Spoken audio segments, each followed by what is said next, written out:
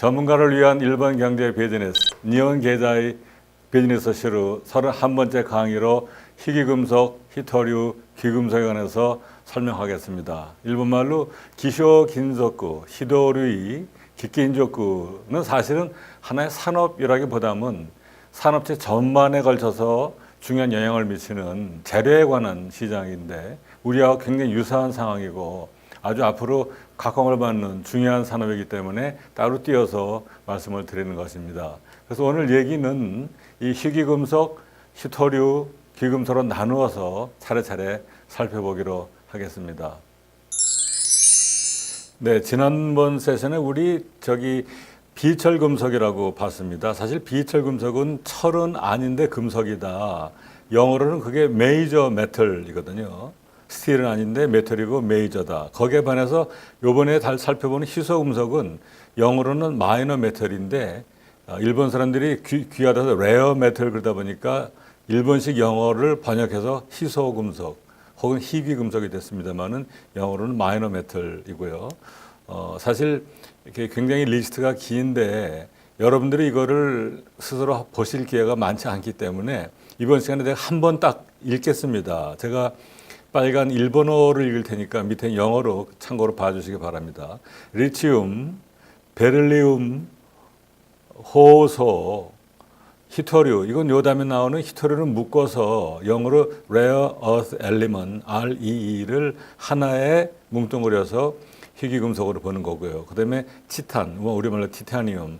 여러분들 조금 이것도 푸노트지만은 T가 일본말은 발음이 안 돼서 치르다 하는 거 염두에 두시기 바라고요. 그 다음에 바나지움, 크롬, 망간, 코바르토, 니켈, 가리움, 게르마니움, 셀렌, 루비지움, 스론치움, 지코니움, 니오브, 이건 영어로 니오비엄입니다만은, 그다음에 몰리브덴, 루테니움, 로지움, 파라지움, 인지움, 안치몬, 테루르, 이건 텔루리움입니다. 세시움, 바리움, 하프니움, 탄탈은, 텐탈럼, 텅스텐, 레니움, 백금, 플래티넘, 그다음에 타리움, 비스마스 이렇게 되어 있습니다. 그리고 이어서 희토류는 여기 나와 있듯이 흑토, 이거는 금속이 아니라 사실은 흙에 가까운 아주 귀한 것인데 이것이 없이는 앞으로 중요한 자석이나 이런 것이 안 만들어진 거거든요. 이것도 제가 한번 일본말 읽겠습니다.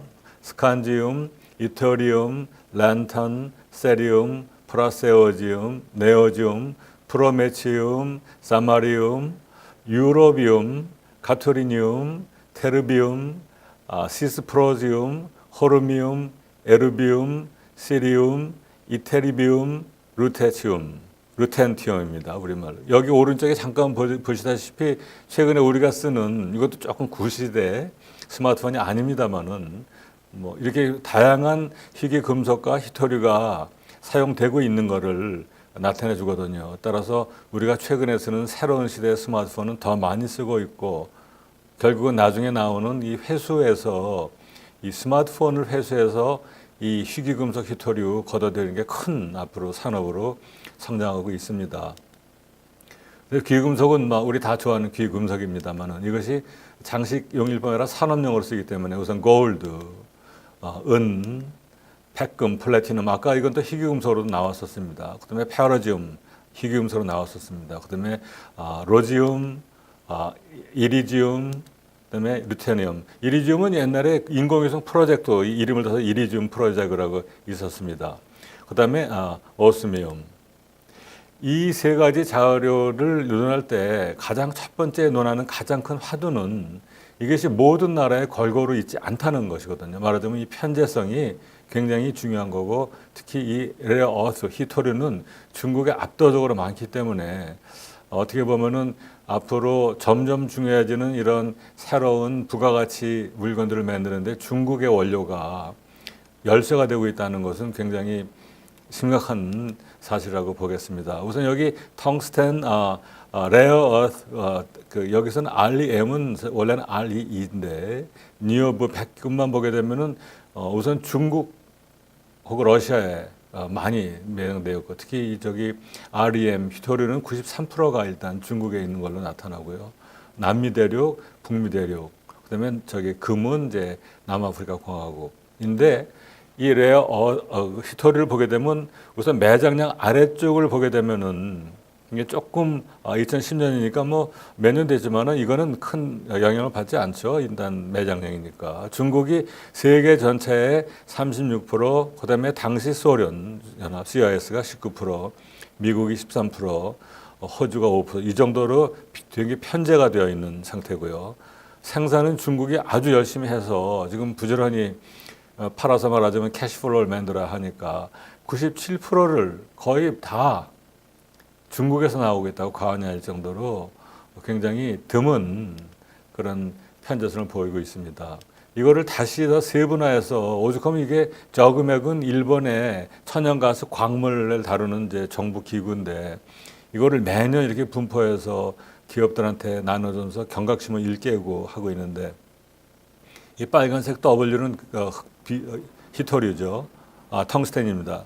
그거는 뭐 압도적으로 중국이 많고 그 밑에 RE도 중국이 많고 CR, 크롬도 많고 V, 바네지움 뭐 그야말로 거의 굉장히 많은 자원들이 이렇게 중국 및 그 위에 몽골, 소련에 분포되어 있고 그 다음에 뭐 북미 대륙, 남미 대륙, 그 다음에 호주 이렇게 불행하게도 이런 것들 가지고 전자제품 만드는 한국이나 일본에는 이것이 지금 존재하지 않는 부과는 점 있다고 합니다만은 굉장히 어두운 현실입니다.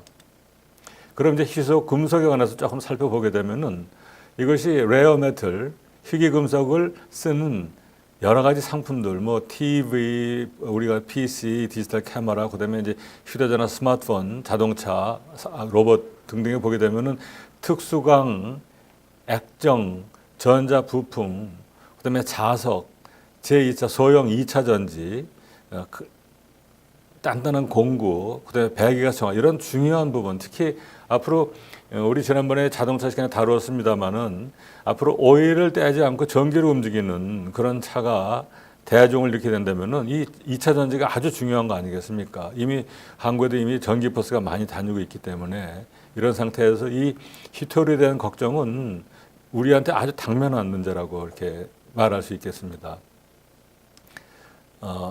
몇 가지 일본 산업체를 보기 위해서 이렇게 그 희귀금속 히토류를 다루는 즉 들여다가 만드는 주요 회사를 보게 되면 일단 승에스 가가구 코오교, 스미토모 긴조쿠 코오잔, 쇼와 덴코, 니혼 야낀 코오교, 신니폰 덴코, 미르시마 고킹 테츠, 도호 치타니움 같은 회사들인데 이 회사들은 우리가 다른 데서 보게 되는 대규모 화학회사의 대개 자회사인 경우가 많습니다.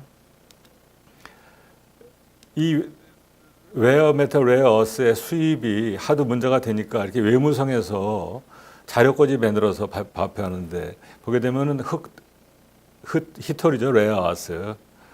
수입 일본에서 경우 83% 중국, 프랑스가 7% 그리고 일부 한국에 히토리가 있어서 수입한 걸로 나타납니다. 그다음에 백금은 남아공화국의 73%, 미국, 그다음에 스위스, 아연은 호주, 볼리비아, 페루 같은 남미, 호주하고 남미 회사가 대종을 이루고 있습니다. 그리고 동은 남미의 칠레, 인도네시아, 또 남미의 페루. 그래서 보게 되면 이 금속 쪽은 남미 대륙하고 그다음에 히토리 포함해서는 중국 대륙이 이렇게 주도적인 그런 매장을 가지고 있는 것을 알 수가 있습니다.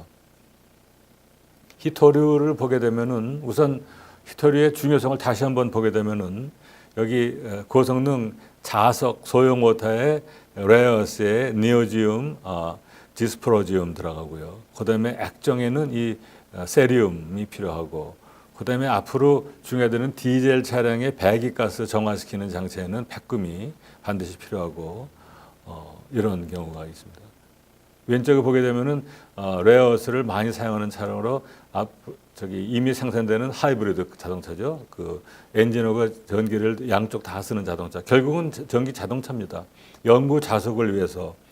그다음에 우리가 병원에서 보는 이런 그 검사 장치의 연구 자석이나 그다음에 파장 시프터 장치, 그다음에 스마트폰의 연구자석 및 형광물질, 그다음에 풍력발전소나 수력발전소의 터빈에 쓰는 연구자석, 컴퓨터 드라이브. 결국은 전기를 공급하지 않아도 계속 구동할 수 있는 그런 기능을 필요하는 모든 것은 이 히스토리가 없으면 안 된다 하는 것을 우리가 여기서 볼 수가 있습니다.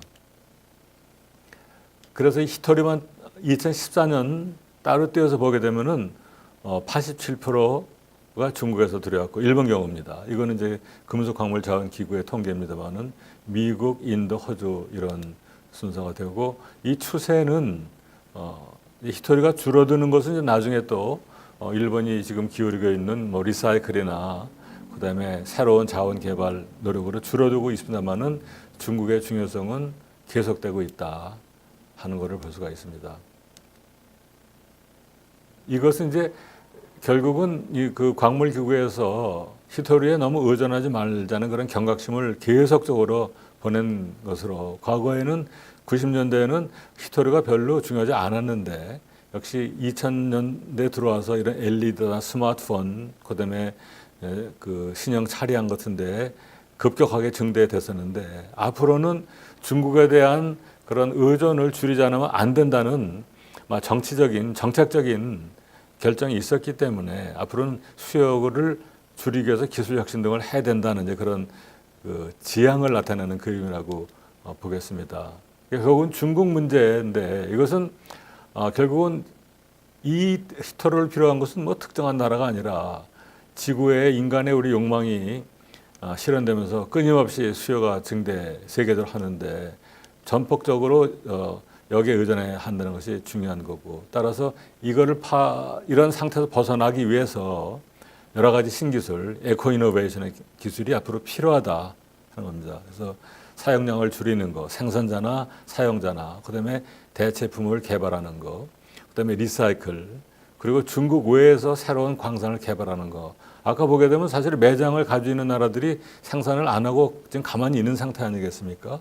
따라서 중국 외의 광산을 개발하는 거, 그리고 있는 거 비축해서 하는 이런 건데, 이거를 요약한 자료가 하나 있어서 가져왔습니다. 우선은 일본 정부 방침입니다. 이게 나온 해외 자원 확보를 하기 위해서 자원국가 혹은 전략적인 호혜 관계를 구축하자. 중국이랑 관계 잘 유지하자.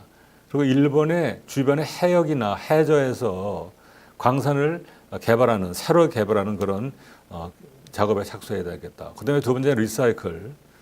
중요한 이 희귀금속은 앞으로 리사이클 시스템을 완전히 법적으로 정비를 해서 해야 되겠다. 그래서 휴대전화, 디지털 카메라 같은 소형 가전은 기본적으로 다 리사이클을 하는 것을 시스템을 구축하겠다는 거고요.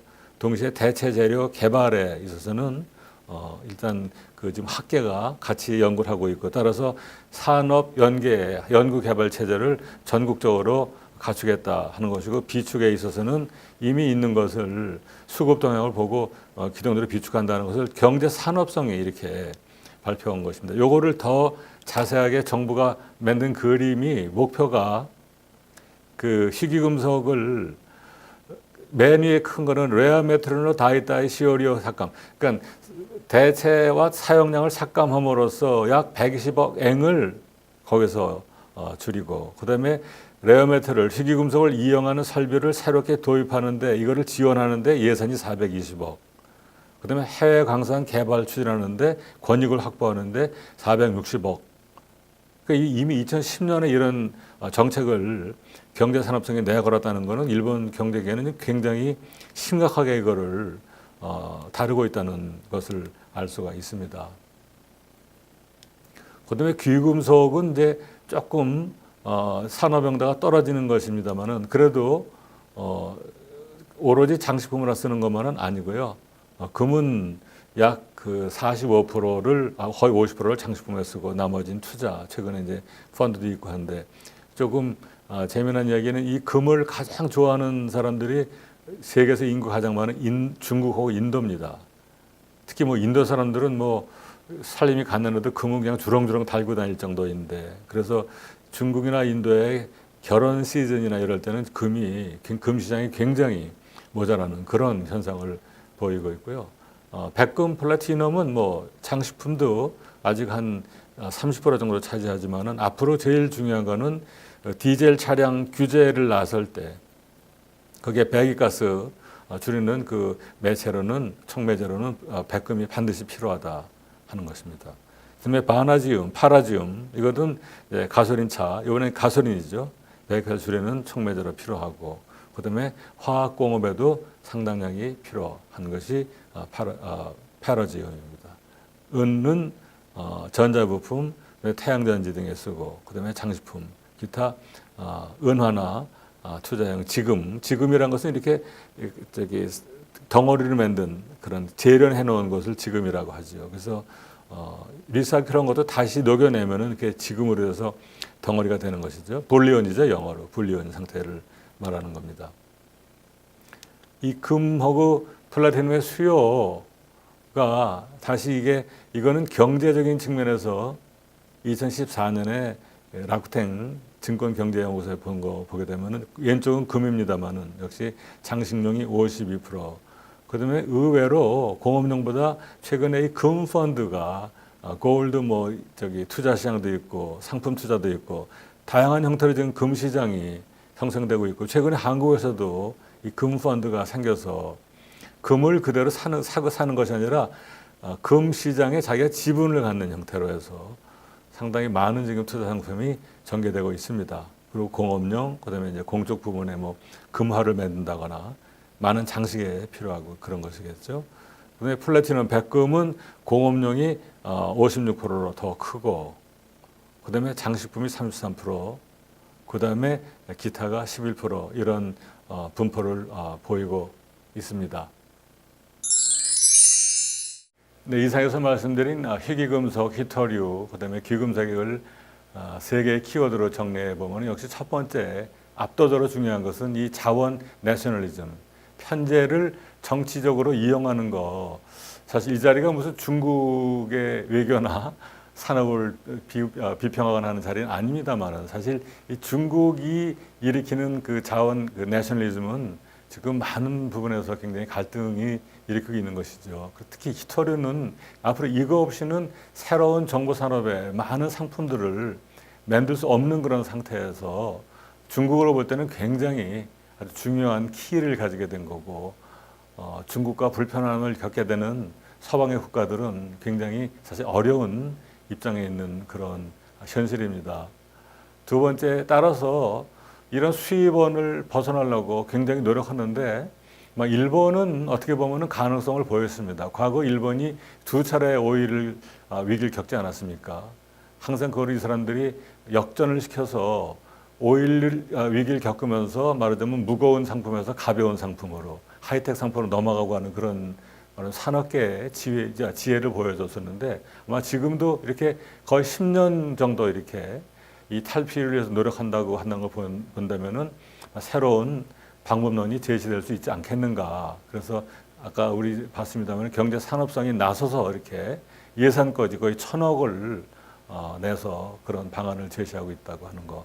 따라서 앞으로 대체제 그리고 비축 시스템이 앞으로 잘 될 것 같은데 좀 여담입니다만 제가 아는 우리 교포분들이 동경 근처에서 바로 이 리사이클 숍을 하게 되는데 거기서 걷어들이는 리사이클의 많은 부분을 실제로 중국 사람들이 와서 사가길 굉장히 원하는데 이것이 일본 정부의 눈치가 보여서 팔지 못하는 그런 걸 제가 목격한 적이 있습니다. 따라서 우리들은 사실 이거를 산업 전선에서 겪거나 보는 기회가 거의 없지만은 지금 실제로 이런 하이텍 산업에서는 이 희귀금속 희토류의 이런 각축전은 굉장히 심각하게 벌어지고 있고 아마 한국에서도 앞으로 이게 중요한 화두로 대두되지 않을까 이렇게 생각하고 있습니다.